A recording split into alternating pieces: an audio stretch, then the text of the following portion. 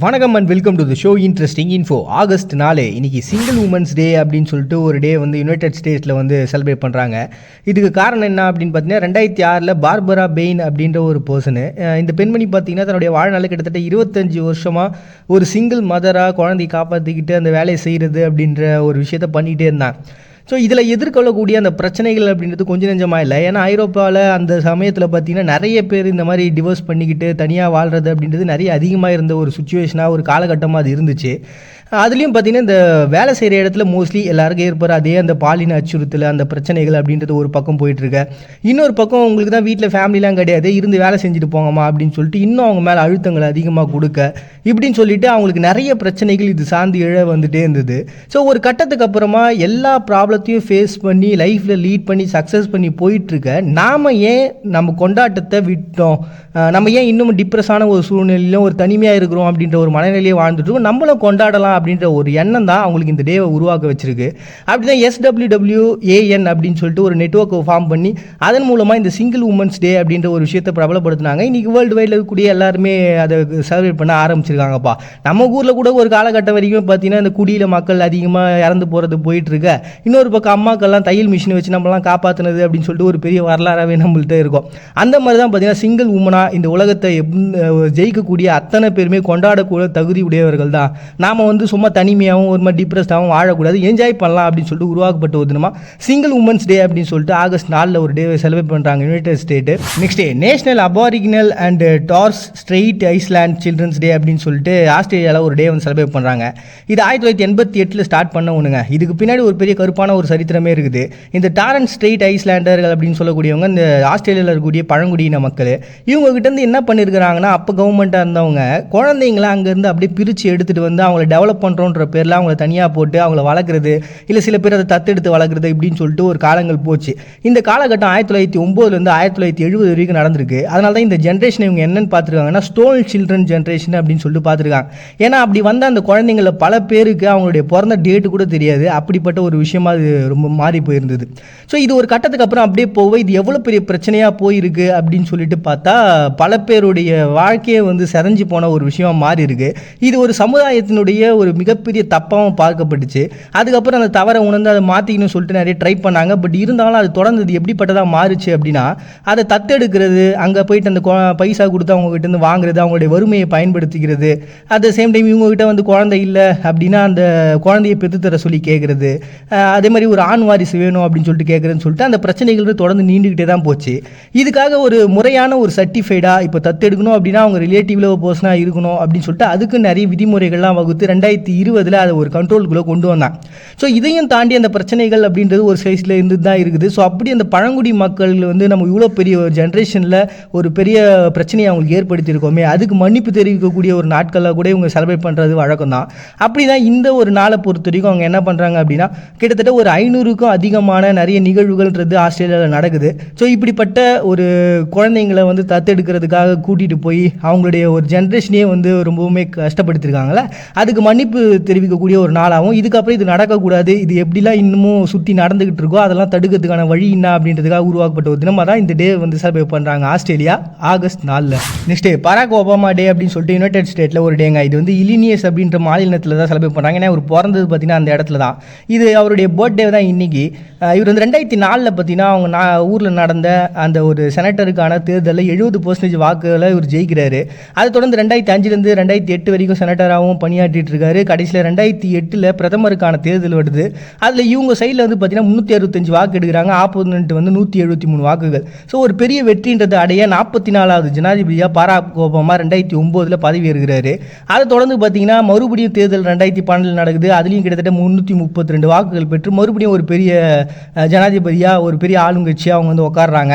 இப்படிப்பட்ட ஒரு பர்சன் நம்ம கொண்டாடி ஆகணும், பர்த்டே செலிப்ரேட் பண்ணணும்னு சொல்லிட்டு 2017 ஒரு மசோதாவை போடுறாங்க. இவருடைய பர்த்டேவை நீங்கள் வந்து லீவுன்னு சொல்லி அனௌன்ஸ் பண்ணுங்க அப்படின்ட்டு. பட் ஆனால் அவங்க என்ன பண்ணிட்டாங்கன்னா இந்த பாருங்க இந்த மாதிரி அனௌன்ஸ் பண்ணணும் அப்படின்னு ஏகப்பட்ட பேருக்கு பண்ணணும், அந்த மாதிரிலாம் பண்ண முடியாதுன்னு சொல்லிட்டு அதை தள்ளுபடி பண்ணிட்டாங்க. மறுபடியும் என்ன பண்ணுறாங்கன்னா மசோதாவை மறுபடியும் அனுப்புகிறாங்க. ஏன்னா ரொனால்ட் ரீகன் அப்படின்ற ஒரு பர்சன் வந்து பர்த்டே செலிப்ரேட் பண்ணுறதுக்காக அவங்களுடைய மாநிலத்தை தனி விடுமுறைகள்லாம் இருக்குது. அதே மாதிரி இந்த இலினியஸ் அப்படின்ற எங்களுடைய மாநிலத்தில் மாநிலத்துக்கும் நீங்கள் விடுமுறை கொடுக்கணும்னு சொல்லிட்டு அந்த மசோதா பாஸ் பண்ணுறாங்க. அது அக்செப்டும் பண்ணப்படுது. அப்படி தான் பார்த்தீங்கன்னா இந்த பராக் ஒபாமா டே அப்படின்ற ஒரு டேவை வந்து அந்த மாநிலத்தை செலிப்ரேட் பண்ண ஆரம்பிச்சிட்டாங்க.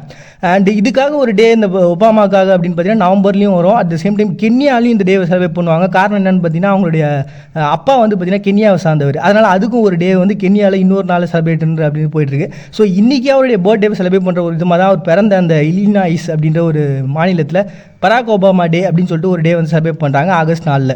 Next day Burkina Faso revolution day அப்படின்னு சொல்லிட்டு ஒரு டேங்க. இந்த இடத்த பொறுத்த வரைக்கும் 2021 கணக்குப்படி கிட்டத்தட்ட 23 லட்சம் மக்கள் தான் வாழ்ந்துட்டு இருக்காங்க. இவங்களுக்கு ஒரு மெயினான விஷயம் என்னன்னு பார்த்தீங்கன்னா இந்த கால்நடை வளர்ப்பு தான் அவங்களுடைய பொருளாதாரம். அதை தொடர்ந்து இந்த ரத்தின கற்கள், உலோகங்கள் இதெல்லாம் ஏற்றுமதி பண்ணுறது அப்படின்றது ஒரு பக்கம் போயிருந்தாலும் உலகத்தில் அதிகமாக டெவலப் ஆகாத ரொம்ப லோவில் இருக்கக்கூடிய இடங்களில் இதுவும் ஒன்றா இருக்குது. அதே மாதிரி 2024 என்ன பண்ணாங்கன்னா இவங்க ஆப்பிரிக்க ஒன்றியத்திலேருந்து பிரிஞ்சுட்டாங்க. காரணம் என்ன, நிறைய இஸ்லாம் மக்கள் வந்து இதுக்கு சப்போர்ட் பண்ணதுனாலையும் இன்னும் நிறைய சப்போர்ட் இவங்களுக்கு கிடைச்சதுனாலையும் அவங்க என்ன பண்ணிட்டாங்கன்னா இந்த ஒன்றியத்துலேருந்து விலகிட்டாங்க. சரி, இந்த ரெவல்யூஷன் டேவை எதுக்காக இவங்க செலிப்ரேட் பண்ணுறாங்க அப்படின்னா இவங்க 1960 பிரான்ஸ்கிட்டேருந்து சுதந்திரத்தை வாங்கினதுக்கப்புறம் 20 வருஷம் ஒரு பெரிய அரசியல் குழப்பம், யார் ஆள்றது அப்படி இப்படின்னு சொல்லிட்டு ஆட்சி கவிழ்ப்பு அப்படின்னு தொடர்ந்து போயினே இருக்குது. அதை தொடர்ந்து பார்த்தீங்கன்னா இந்த இடத்தோட பேர் அப்பர் வோல்டான் தான் இருந்திருக்கு ஃபஸ்ட்டு. அப்படியே போக சங்கரா அப்படின்ற ஒரு பர்சன் ஜனாதிபதியாக பதவி இருக்கிறாரு. அவரையும் வந்து பார்த்தீங்கன்னா ஆட்சியிலேருந்து கவுத்துட்டாங்க, அவர் அரசும் பண்ணிட்டாங்க. பட் ஆனால் இவர் அரசு பண்ணதை ஏற்றுக்காமல் ஒரு பெரிய புரட்சி அப்படின்னு அவங்க நாட்டில் வெடிக்குது. அந்த புரட்சியினுடைய முடிவாக மறுபடியும் சங்கரான்ற பர்சனே வந்து பார்த்தீங்கன்னா ஜனாதிபதியாகவும் மாறுறாரு. அப்படி ஜனாதிபதியாக மாறினதுக்கப்புறம் அவங்க ஊரில் வந்து தடுப்பூசி, அந்த நாட்டை வந்து விரிவுபடுத்துறது, பாலைவன மக்களை எப்படி தடுக்கிறதுன்னு சொல்லிட்டு அதுக்காக திட்டங்களை போகிறது, பெண்களுக்கு உரிமை கொடுக்குறது, விவசாயத்துக்கு இம்பார்ட்டன்ஸ் கொடுக்குறதுன்னு சொல்லிட்டு நிறைய நலத்திட்டங்களை பண்ண அது ஒரு மிகப்பெரிய வளர்ச்சி அவங்க நாட்டுக்கு கொடுக்க ஆரம்பிச்சிருச்சு. ஸோ அப்படி ஒரு நல்ல தலைவராக இருக்கக்கூடிய ஒரு பர்சன் பதவி ஏற்ற அந்த நாளை தான் பார்த்தீங்கன்னா அப்படியே ரெவல்யூஷன் டே அப்படின்னு சொல்லி மாற்றிட்டாங்க. அட் த சேம் டைம் இதே நாளில் தான் அவங்க என்ன பண்ணியிருக்காங்க, அப்பர் வோல்டா அப்படின்னு சொல்லிட்டு இவங்களுடைய ஊரோட பேர் இருந்ததை புர்கினி பாசோ அப்படின்னு சொல்லிட்டு மாற்றுறாங்க. ஸோ இப்படி பல விஷயங்கள் இருக்கக்கூடிய இந்த நாளை தான் அவங்க புர்கினோ பாசோவில் ரெவல்யூஷன் டே அப்படின்னு சொல்லி செலிப்ரேட் பண்ணுறாங்க ஆகஸ்ட் 4. டிரான்ஸ்போர்ட் டே அப்படின்னு சொல்லிட்டு கஜகஸ்தான் ஒரு டே வந்து செலிப்ரேட் பண்ணுறாங்க. இவங்க நாட்டோட பரப்பளவு பொறுத்த வரைக்கும் பார்த்தீங்கன்னா கிட்டத்தட்ட 2,70,000 கிலோமீட்டர் வந்து பரப்பளவு இருக்குது. ஸோ ஒரு டிரான்ஸ்போர்ட் பண்ணுறதுன்னு ரொம்ப சவாலான ஒன்றா தான் இவங்க நாட்டில் பார்க்கப்படுது. அதுலேயும் பார்த்தீங்கன்னா இந்த பொருட்கள் ஏற்றுமதி இறக்குமதி பண்ணுறதுலாம் ரொம்பவே கஷ்டப்படுறாங்க. அதனால தான் 2024 இந்த வருஷம் தான் அவங்க என்ன பண்ணியிருக்காங்கன்னா இதுக்காக ஒரு திட்டத்தை போட்டு சீனாலேருந்து மத்திய ஆசியா வழியாக அப்படியே ஐரோப்பியாவுக்கு பொருட்கள்லாம் ஏற்றுமதி பண்ண முடியும் அப்படின்னு சொல்லிட்டு அதுக்காக திட்டங்கள்லாம் போச்சு. ஸோ அந்த திட்டங்களை வந்து மேம்படுத்தணுன்றதுக்காகவும் அதை தெளிவுபடுத்தணுன்றதுக்காக உருவாக்கப்பட்ட ஒரு தினம் தான் டிரான்ஸ்போர்ட் டே அப்படின்னு சொல்லிட்டு கஜகஸ்தான் ஒரு டே வந்து செலிப்ரேட் பண்ணுறாங்க August 4. Next international cloud leopard டே அப்படின்னு சொல்லிட்டு ஒரு டேங்க. நியோஃபெலிஸ் அப்படின்னு கூடிய ஒரு இனத்துலேருந்து தான் பார்த்தீங்கன்னா இந்த 2 வகையான இனங்கள்ன்றது பிரிஞ்சிருக்குது.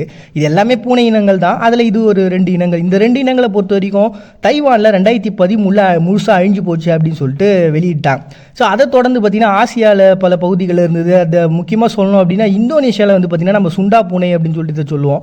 ஸோ அப்படி இந்த பகுதிகள்லாம் இருக்குது. ஸோ 2020 கணக்குப்படி பார்த்தீங்கன்னா கிட்டத்தட்ட 5580 இந்த வகைகள் இருக்குது அப்படின்னு சொல்லிட்டு அதை வந்து கொண்டாடலாம் அப்படின்னு சொல்லிட்டு நினச்சாங்க. ஏன்னா இதை வந்து நிறைய பேர் வேட்டையாடுறது, அதோட எலும்புக்காகவும் பல்லுக்காகவும் அது தோலுக்காகவும் பார்த்தீங்கன்னா அது பயங்கரமாக அழிச்சினே வராங்களாம். ஸோ இதுலேருந்து எப்படியோ ஒரு பெரிய விடுதலையை கொடுக்கணும் அப்படின்றதுக்காகவும் அது சரி நம்ம ஊர்லேயே பார்த்தீங்கன்னா மேகாலயா இந்த மாதிரியான பகுதிகள்லாம் இந்த சுண்டா பூனைகளை ஒரு பெரிய தெய்வீகமாக பார்க்குறது அப்படின்றது ஒரு வழக்கம் தாங்க.